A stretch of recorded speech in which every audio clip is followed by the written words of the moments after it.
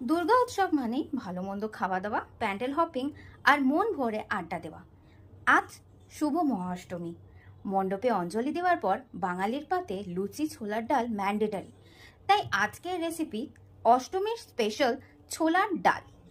প্রথমে ছোলার ডাল ভালো করে পরিষ্কার করে নিয়ে প্রেসার কুকারে নুন হলুদ দিয়ে ডালটা দুটো স্টিম দিয়ে নিতে হবে।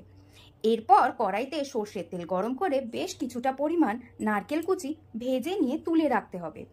তারপর ওই তেলেই সঙ্গেই হাফ চামচ ঘি মিশিয়ে ওর মধ্যে গোটা জিরে, তেজপাতা, শুকনো লঙ্কা আর হিং ফোড়ন দিতে হবে। এরপর আদা বাটা দিয়ে জিরে গুঁড়ো, হলুদ গুঁড়ো, কাশ্মীরি মির্চ পাউডার দিয়ে ভালো করে মশলা কষাতে হবে। তারপর কাজু কিশমিশ, ভেজে রাখা নারকেল কুচোগুলো দেওয়ার পর সেদ্ধ ডালটা অ্যাড করে কষাতে হবে।